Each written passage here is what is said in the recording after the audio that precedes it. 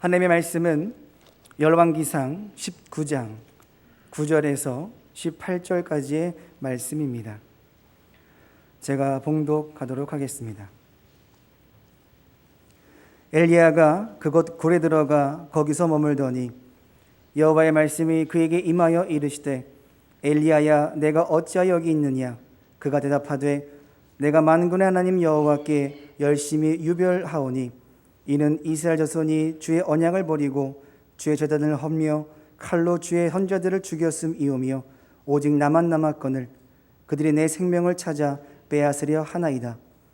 여호와께서 이르시되 너는 나가서 여호와 앞에서 산에 서라 하시더니 여호와께서 지나가시는데 여호와 앞에 크고 강한 바람이 산을 가르고 바위를 부수나 바람 가운데에 여호와께서 계시지 아니하며 바람 후에 지진이 있으나 지진 가운데에도 여호와께서 계시지 아니하며 또 지진 후에 불이 있으나 불 가운데에도 여호와께서 계시지 아니하더니 불 후에 세미한 소리가 있는지라.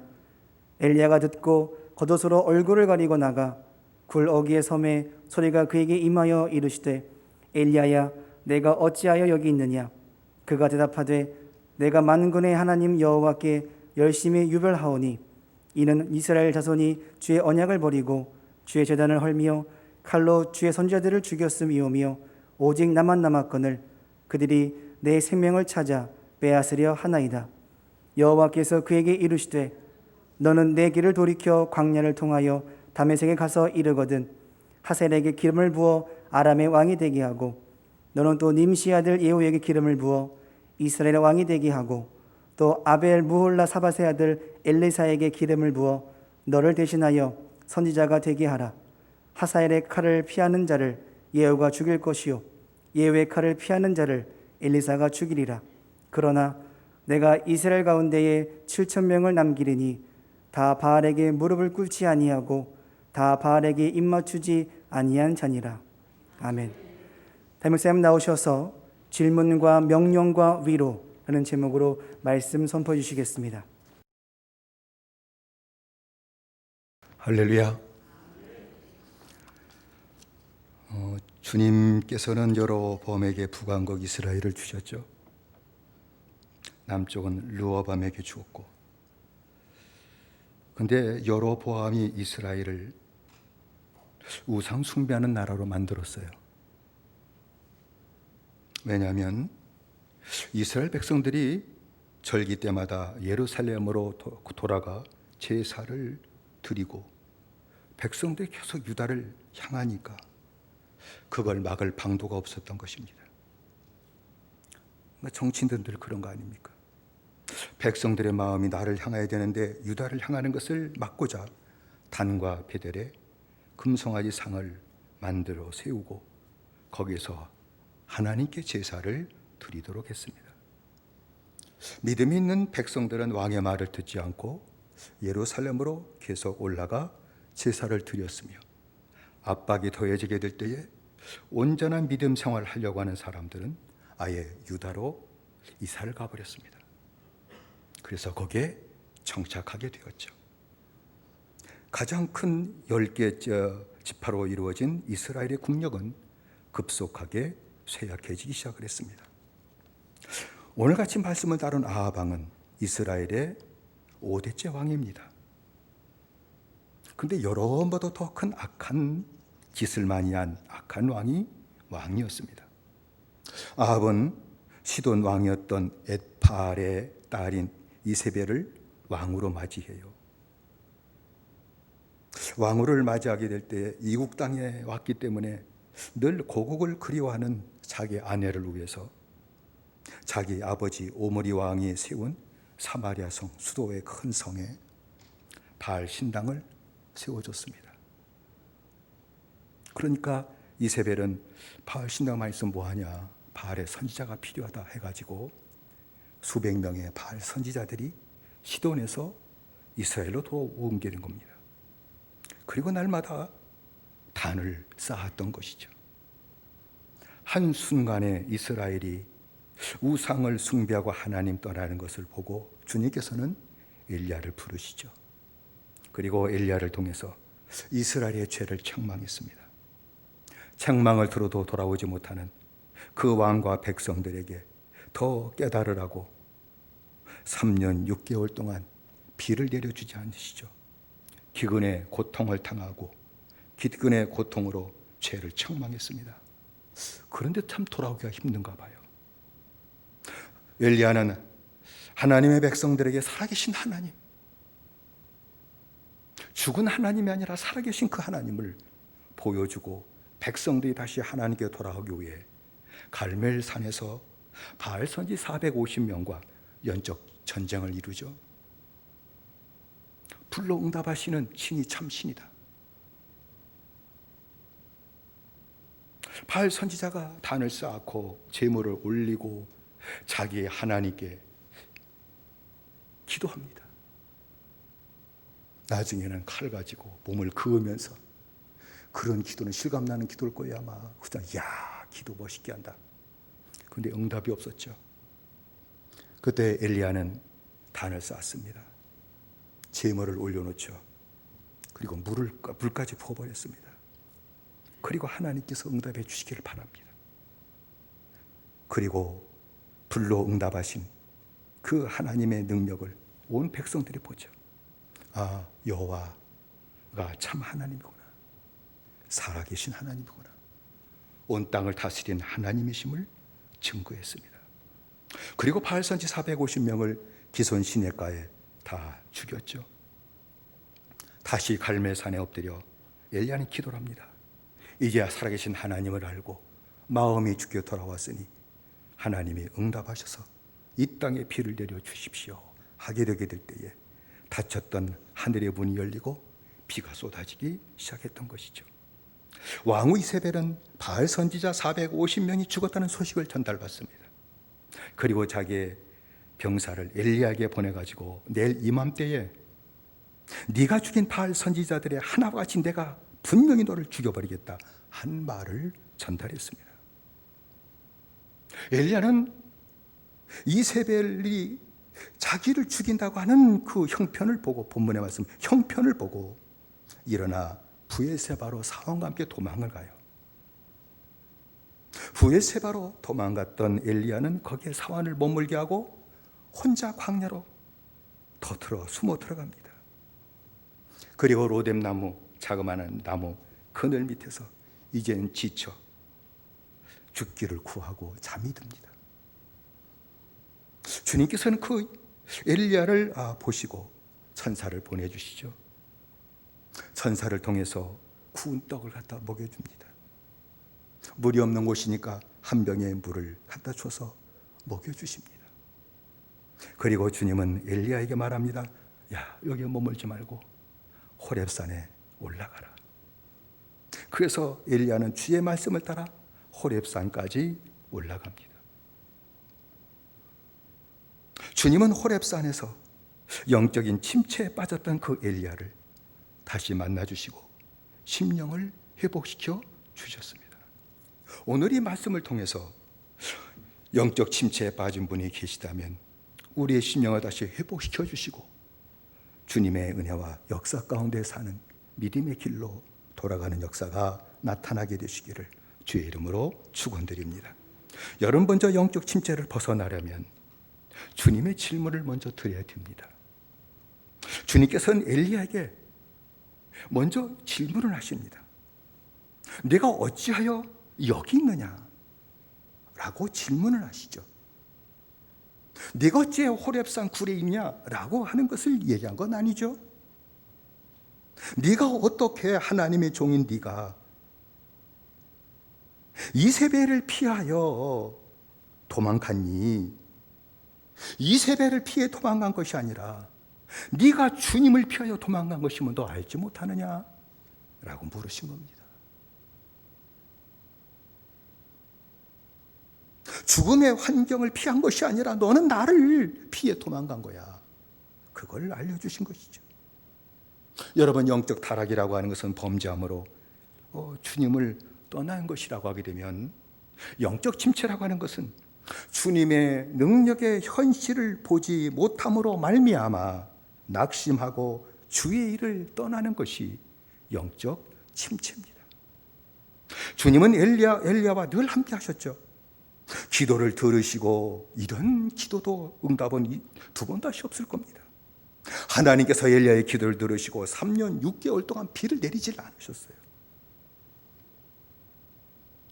기근 시에는 하나님께서 그 고통단 엘리야를 위해서 사르밧에 보내서 그 과부에 공개하며 그 과부까지도 기근 시에 먹을 것 음식이 떨어지지 않게 역사하시는 그 축복을 같이 나누면서 기근 때를 보내지 않았습니까? 주의 백성들을 하나님께 돌아가기 위해 갈멜산에서 기도할 때 불로 응답하시기까지 하시는 큰 역사를 체험했습니다. 하나님의 살아계심을 보았던 주의 백성들에게 이제는 긍휼을 베푸셔서 비를 내려달라고 간구하게 될 때에 하늘문을 여시고 비까지 내려주셨죠. 그런데 이런 엘리야가 왕후 이세벨에 위협하는 죽음의 현실을 보게 될 때에 주님의 능력 현실을 보지 못하게 되었다는 겁니다.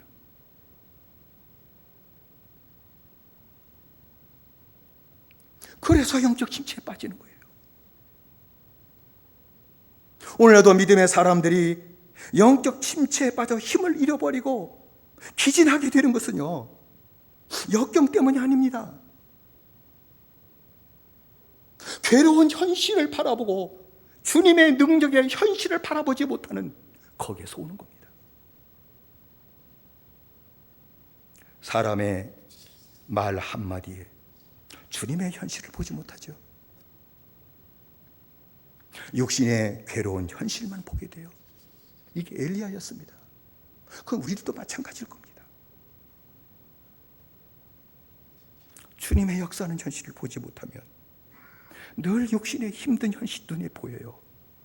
그러면 날마다 속상하고 날마다 좌절하고 믿음의 사람이 침체에 빠집니다. 그래서 지혜자는 잠언 29장 25절에 사람을 두려워하면 올무에 걸리거니와 여호와를 의지하는 자는 안전하리라 라고 말씀을 했습니다. 영적 침체에 빠져 이세벨의 말 한마디에 죽을 것 같은 두려움에 도망가는 영적 침체에 빠졌고, 영적 침체에 빠지게 될 때에 하나님 중심의 생활이 이제는 육신 중심의 생활로 변질되었다는 것을 우리에게 말씀하는 겁니다. 여러분, 영적 침체에 빠진 엘리야는 영혼을 더럽히는 곳에 가지는 않았습니다. 옛날도 이때는 살 대로 살다 될 대로 돼 하고서 옛날 그렇게 살지 않았겠지만 죄를 짓고 육신의 쾌락을 즐기며 그데 가지는 않았죠. 주의를 떠나요. 영적 침체의 심각성은 주님의 일을 떠난다는 겁니다. 타락은 주님을 떠나는 것이고 침체는 주님의 일을 떠난다는 사실입니다. 여러분, 믿음의 사람들이 영적 침체에 빠진다면 교회는 떠나질 않아요. 주님의 일을 떠나는데 믿음 생활을 떠나요. 영적 침체에 빠지면 교회는 나와요. 근데 믿음 생활을 떠나요. 영적 침체에 빠지면 교회는 다니는데 기도 생활을 떠나요.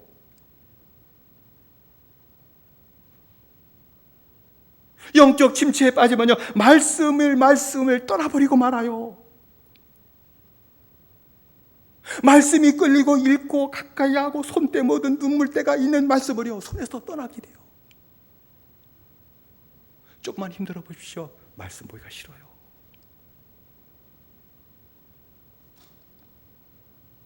말씀을 사는 것이 아니라 이제는 육적인 현실 따라 살게 되죠. 영적 침체에 빠진 믿음의 사람들이 경건 생활을 멀리하고 육신의 편안을 추구하며 살기 시작합니다. 하나님이 함께하는 하늘의 영광을 구하던 자가 이제는 세상의 영광을 구하고 좀 더 잘되면 그것으로 만족하고 사는 생활로 전락하게 된다는 것이죠. 엘리야야, 내가 지금 어디 있느냐라고 하는 주님의 질문에 엘리야는 대답하기를 주님을 위해 열심을 다했다고 변명합니다. 어째서 내가 여기 있느냐? 나 주님을 위해서 열심을 다했습니다. 아마 이렇게 대답하신 분 아마 있을 거요. 엘리야도 그랬습니다. 주님 위해서 열심히 다했습니다. 10절의 말씀 보면 제가 대답하되 내가 만군의 하나님 여호와를 위하여 열심히 득심하오니 이는 이스라엘 자손이 주의 언약을 버리고 주의 단을 헐며 칼로 주의 선자를 죽였사오며 오직 나만 남았거늘 저희가 내 생명까지 찾아 취하려 하나이다 라고 얘기를 합니다. 여기서 열심히 득심하다라고 하는 말의 뜻은요, 히브리어로 카나하라는 단어의 반복이에요. 그건 강조점이죠. 질투심이 득심하다라는 뜻이에요. 열심히 내가 득심합니다, 유별합니다, 힘을 다했습니다 하는 얘기는 내가 질투심을 다해서 일을 했습니다 라고 하는 그런 고백이에요. 말이 좀 이해가 안 되시죠? 엘리야가 질투심이 득심했다라고 하는 말은 주님이 갖고 계신 질투심을 갖고 내가 주를 위해서 힘을 다했습니다 라는 그런 고백이에요. 주님이 갖고 계신 것이 질투예요. 성경은요, 하나님의 이름을 질투라고 얘기했어요. 하나님의 이름은 여호와지만 하나님의 이름은 질투다. 출애굽기 34장 14절의 말씀 보면 너는 다른 신에게 절하지 말라. 여호와는 질투라. 이름하는 질투의 하나님이니라 라고 얘기를 했습니다. 하나님은 질투의 하나님이시다. 하나님의 이름은 질투다. God's name is jealous. Jealous God. 질투하는 하나님이시다. 성경에 분명히 얘기했죠. 주님이 질투하신다고 하는 것은 질투할 만큼 주님의 백성을 사랑한다는 거예요. 주의 백성들이 죄를 짓고 불의를 참아보지 못하시는 것, 그리고 분노하시는 것, 그것이 바로 하나님이 주의 백성을 사랑하신 것이며 그것이 바로 질투다 라고 말씀하신 거예요. 스가랴 8장 2절의 말씀 보면 만군의 여호와가 말하노라. 내가 시온을 위하여 크게 질투하며, 시온을 위해서 크게 질투하며, 교회를 위해서 크게 질투하며, 그를 위하여 크게 분노함으로 질투하노라. 시온을 위해서 크게 질투하며 시온을 위해서 분노함으로 질투한다. 하나님이시다. 그러므로 주의 종이 주를 위해서 열심을 갖는다는 얘기는 그 뜻이 무엇인가 하니, 주의 백성의 불의를 참아보지 못하고 주님의 질투심과 똑같은 질투를 가지고 주의 백성들의 죄 불의를 책망하는 겁니다. 바다리가 힘이 드시죠? 여러분, 이스라엘 백성들이 광야 그리고 마지막 이제 약속의 땅에 들어갈 때 그 모압에 의해서 큰 어려움을 당하잖아요. 시딤에 머물러 있게 될 때에 모압 왕 발락이 발람 선자의 계략을 따라서 모압의 이쁜 여자들을 다 모아가지고 그 이스라엘 장막 근처에 다 풀어버렸어요. 유혹했다는 거예요. 뭐 비키니 입고 유혹했는지 나는 모르겠지만 좌우지간 유혹한 거예요. 그러니까 이스라엘의 젊은이들이 아니 멋있는 여자가 그렇게 유혹하는데 안 넘어갈 장사가 어디 있어요. 그래서 다 그냥 관계를 다 맺었네. 관계를 맺으면 그것으로 끝나지 않고 하나님이 주의 백성들에게 분노하고 저주하는 방식을 발람이 알기 때문에 몸 섞었으니까 이제 여자 끈대로 끌려가지 않아. 남자라는 게 내일 우리 제사인데 같이 좀 참석하고 같이 좀 지내자. 그래가지고 이스라엘 젊은이들이 다 모압 여자를 따라 그 우상 앞에 제사했던 데가 다 동참했거든요. 하나님이 진노하셨어요. 연병으로 하나님이 주의 백성들을 치셨어요. 오늘 코로나로 치셨는지 메르스로 치셨는지 하여간 바이러스로 친 것이죠. 연병으로 치시게 될 때 수많은 그 죄 가운데 빠진 사람들이 다 연병으로 죽어 넘어가기 시작했습니다. 근데 그 가운데 족장 한 사람이 정신을 차리지 못하고 이스라엘 모든 백성들이 보고 있는데 그 앞에서 모압 여자를 데리고 지 장막에 들어가는 거예요. 아니 하나님의 진노가 지금 내리고 그 죄 가운데 빠진 사람들 하나님 치셔서 그렇게 24,000명이 지금 죽어가고 있는데 그 족장이라고 하는 사람이 모압 여자를 데리고 지 장막에 들어간 것을 보게 되게 될 때에 아무도 말을 못하고 있었는데 아론의 손자 엘르아살의 아들 비나스가 그 장막에 쫓아들어갑니다. 그래서 가지고 있는 창을 가지고 그 족장과 여자를 찔러 죽여버렸습니다. 그때 하나님의 진노가 그쳤다고 성경이 분명히 그렇게 했어요.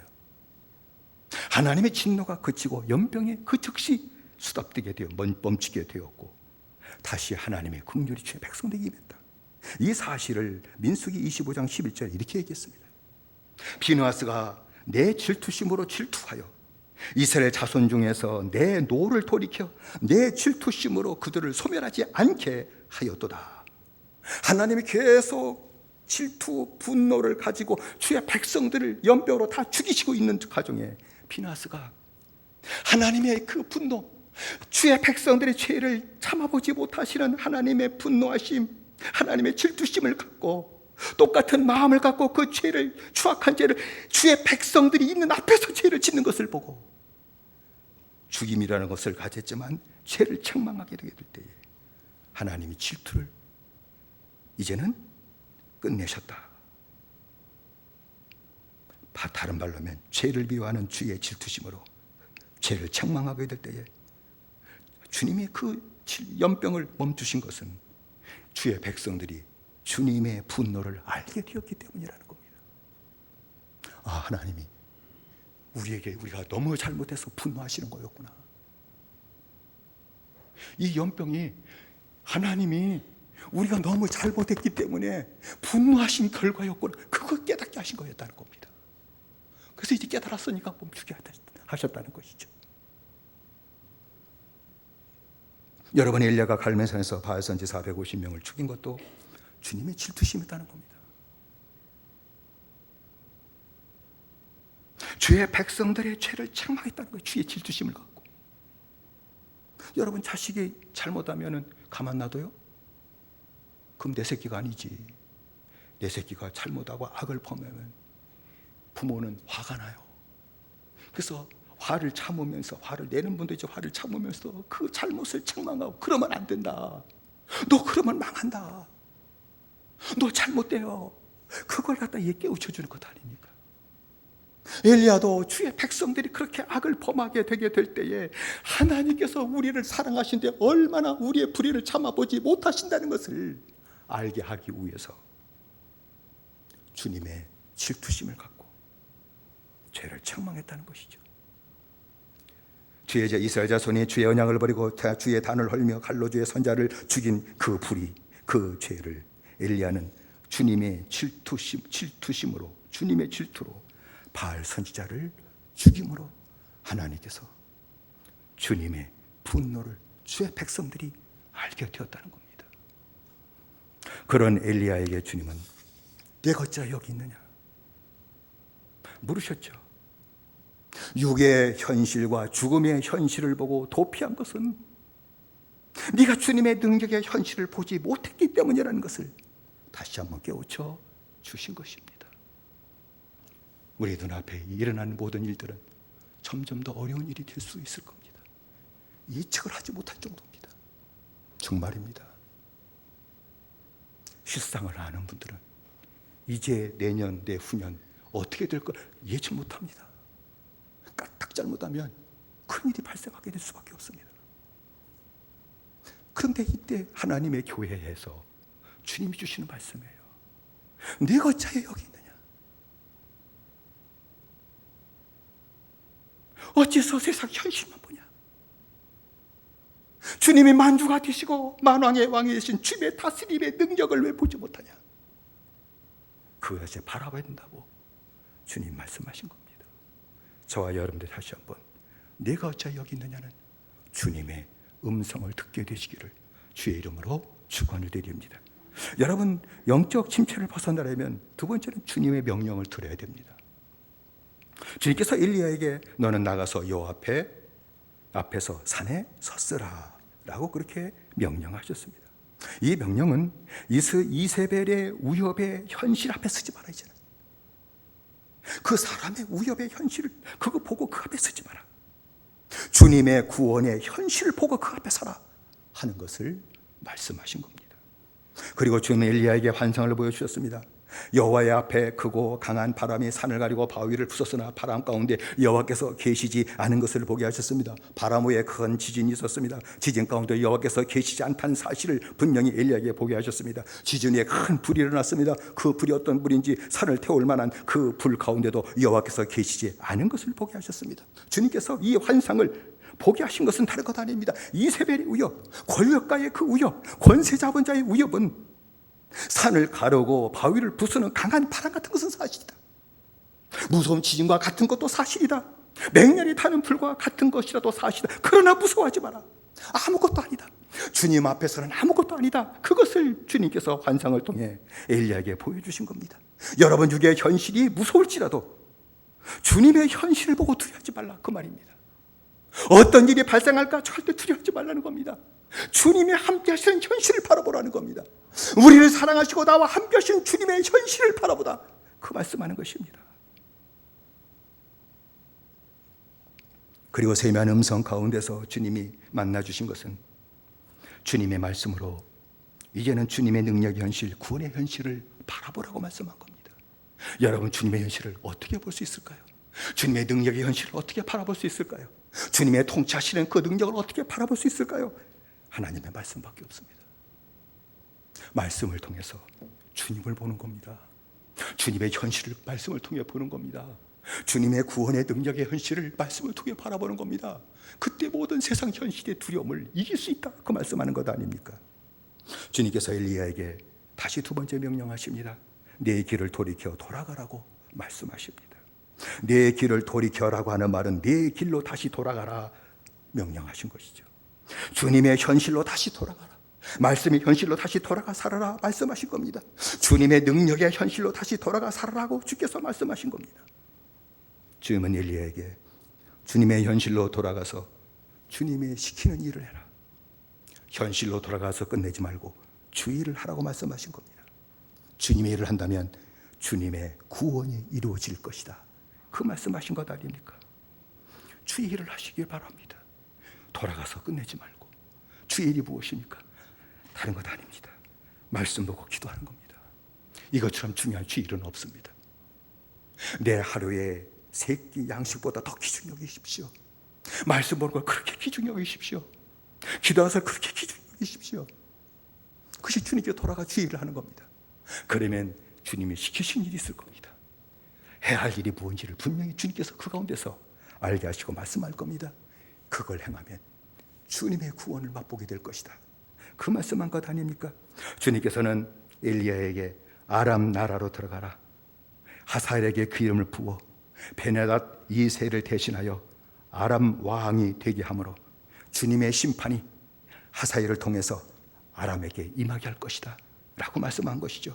이세벨이 무섭지 걱정하지 말고 이스라엘로 돌아가라, 예후에게 기름을 부어라, 그래서 예후로 하여금 아합의 가족을 멸살시키는 내 일을 하게 하도록 해라 라고 말씀하신 겁니다. 그리고 사밧의 아들 엘리사에게 기름을 부어 너를 대신하여 선지자가 되게 하라고 말씀하셨죠. 17절 읽을 말씀이죠. 하사엘의 칼을 피하는 자를 예후가 죽일 것이요 예후의 칼을 피하는 자를 엘리사가 죽이리라, 심판과 구원이 임하게 될 것임을 말씀한 것입니다. 마지막으로 성도 여러분, 영적 침체를 벗어나려면 주님의 위로를 받아야 되십니다. 주님께서는 엘리야에게 주신 위로는 다른 것 아니었죠. 바알에게 무릎 꿇지 않고 입을 맞추지 아니한 7,000명을 남겨둔 것이라고 말씀을 했습니다. 이게 위로가 될까요? 이게 위로였습니다.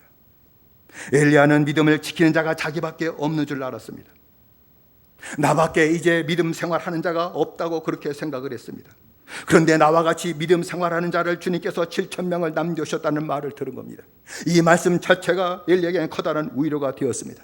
왜냐하면 주께서 7,000명을 남겨주신 것은 이 7,000명은 단순한 믿음을 가지고 있는 사람을 예의하는 것이 아니라 이 7,000명을 통해서 이스라엘을 하나님께서 아랍의 손에서 건져내시겠다고 하는 구원의 약속이었기 때문입니다.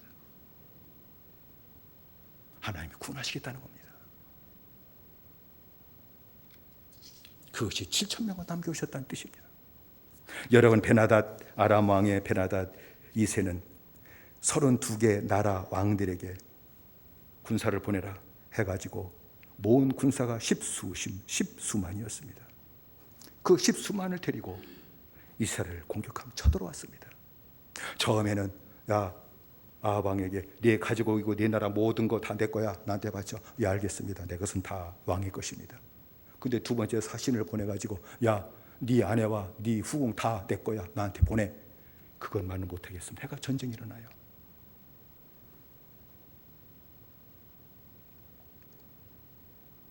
아람은 십수만 명.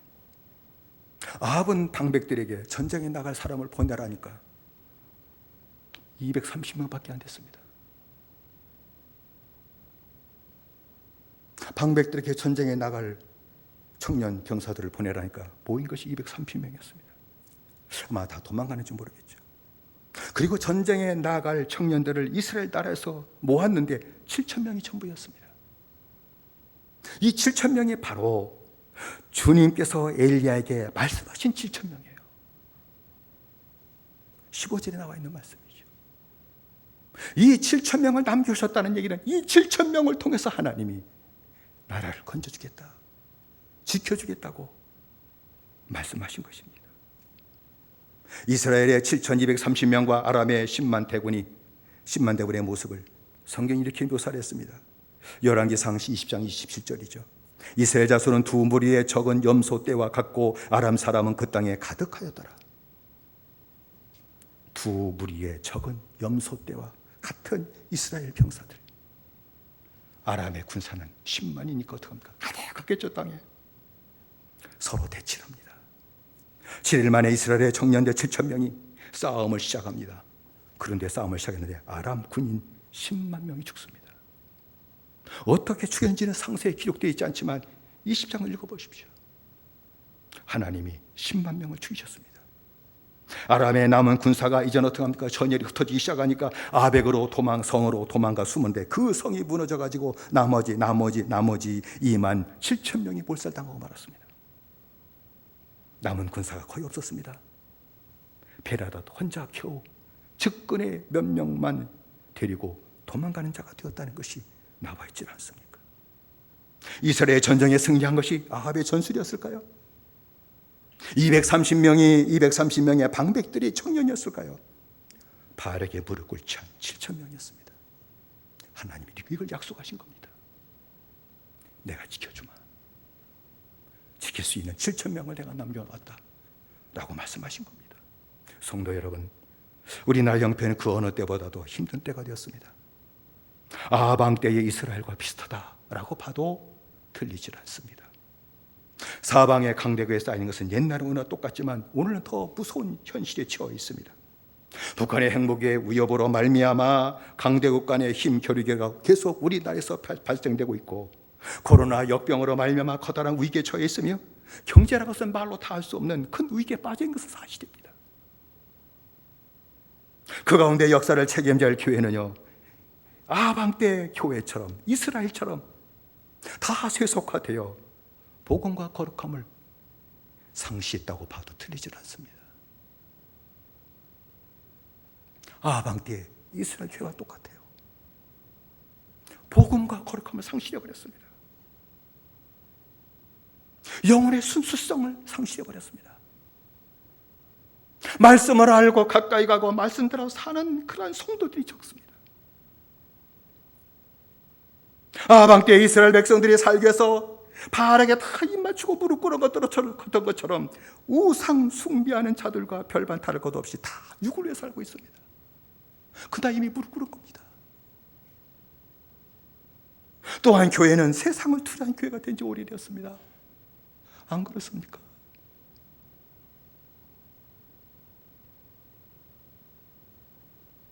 목사는 교인의 눈치를 보는 교회가 된 거 오래되지 않았습니까?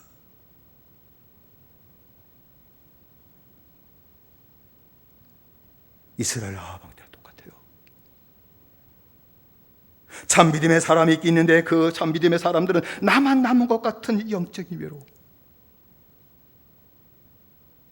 그 영적인 고독과 영적인 외로움 가운데 고통을 당하고 있습니다. 여러분 교회마다 그도 참믿음의 사람들 있잖아요.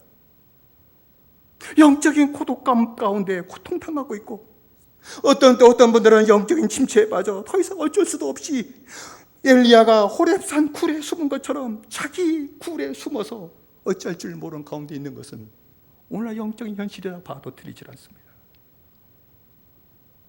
주님은 영적 침체에 빠졌던 엘리야에게 나타나서 말씀한 것처럼 오늘도 다시 우리에게 주시는 말씀이 이 말씀 아닙니까? 내가 어찌하여 여기 있느냐?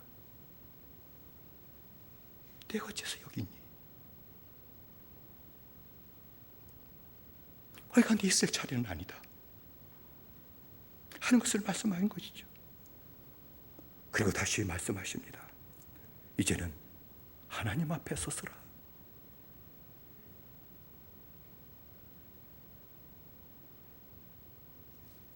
네 길을 돌이켜 돌아가라. 오늘 교회에 주시는 말씀이에요. 오늘 우리에게 주시는 말씀이에요. 다시 주님의 현실로 돌아가라. 믿음의 현실로 돌아가라는 주님의 명령입니다. 말씀은 현실입니다. 믿게 되시기를 바랍니다. 가장 분명한 현실은 말씀입니다. 말씀의 현실로 돌아가 주의를 하라는 겁니다. 이게 구원과 무슨 상관일까? 이게 구원의 길입니다. 주의를 하라는 겁니다.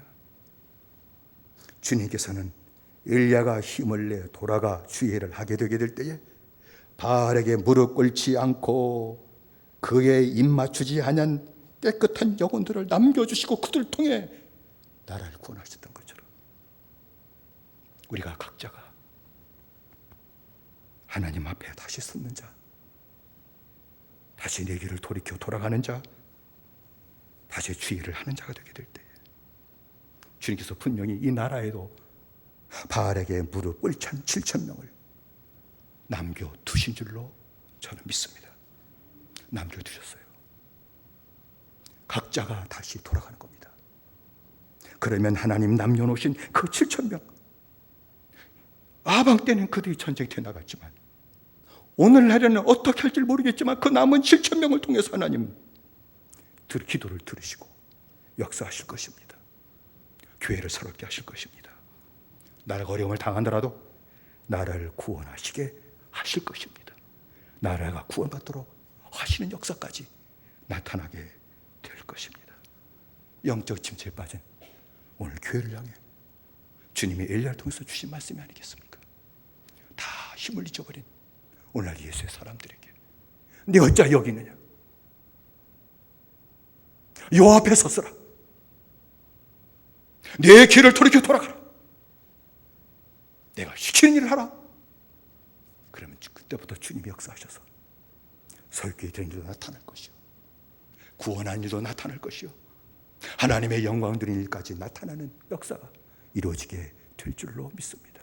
다시 한번 저와 여러분 각자가 주님 하셨던 이 말씀을 다시 한번 간직하시고 기도 때마다 다시 물어보시고 다시 응답하셔서 몸된 기회를 남겨놓은 7,000명을 통해 새롭게 하시고 이 나라를 다시 구원하시고 새롭게 하시는 하나님의 역사를 보는 저와 여러분들의 믿음의 생활이 되시기를 주의 이름으로 축원을 드립니다. 기도하시겠습니다. 합심해 기도하십시다. 주님 댁에도 영적 침체에 빠져 힘을 잊어버린 우리에게도 스스로 힘을 낼 수는 없습니다. 침체에 빠진 자, 기력을 잃어버린 자 절대 스스로 힘내지 못합니다. 주님을 만나주셔야 됩니다. 주님만이 회복시킬 수 있습니다. 엘리야를 만나주시고 말씀으로 만나주시고 내가 어째 여기 있느냐? 여호와 앞에 섰으라. 내 길을 돌이켜 돌아가라. 내 시키는 일을 하라. 그 말씀을 따라갈 때 하나님의 구원의 큰 역사가 나타났던 것처럼 주님 나도 주의 말씀 듣게 하시옵소서. 그리고 돌아가게 하시옵소서. 주님 앞에 서서 살게 해주십시오. 두려워하지 않게 해주십시오. 하나님의 구원의 역사를 보고 누리고 살아가는 신앙생활 되게 하시옵소서. 우리 아주 세 번 보람비어 기도합니다.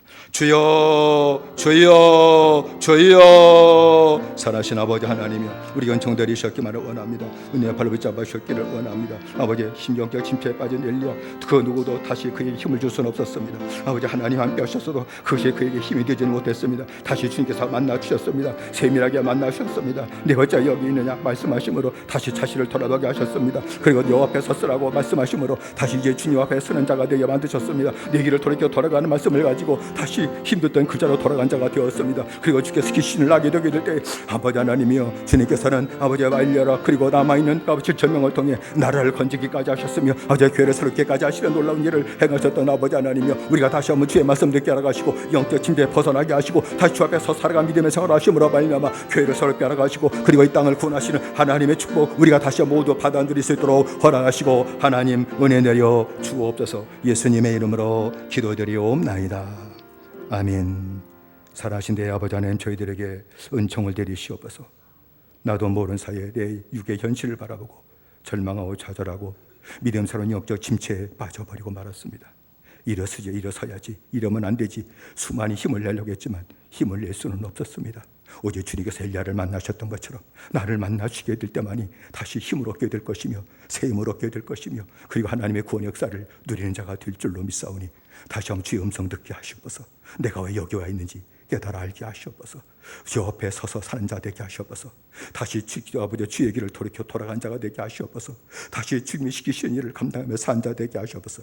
이것이 구원과 아무 상관이 없는 것 같아도 이것이 구원의 기름을 깨달아 알게 하시옵소서. 하나님 역사하신 기름을 깨달아 알게 하여 주옵소서. 그래서 성도들이 다시 힘을 내게 하라가시고 각자 골방에 기도하고 말씀 앞에 돌아감으로 말미암아 하나님이 교회를 새롭게 하라가시고 이 나라를 건지시고 지키시는 축복을 받아 누리도록 허락하여 주옵소서. 연약한 성도를 붙잡아 주실 줄로 믿습니다. 몸 약한 성도 붙잡아 주실 줄로 믿습니다. 하나님, 주님을 바라본 자 아시겠사오니 손을 내밀어 주옵소서. 만져 주옵소서. 병마가 떠나가게 하시옵소서. 병이 떠나가게 하시옵소서. 주님께는 못 고칠 병이 없으십니다. 천지천능하신 주님이여, 손을 내밀어 주시고 모든 병이 다 고침받게 하라가시고 약해진 팔다리도 허리도 고침받게 하시고 힘없게 도와주시고 그리고 건강하게 살아가도록 은총 내려 주옵소서. 예수님의 이름으로 기도드리옵나이다. 아멘.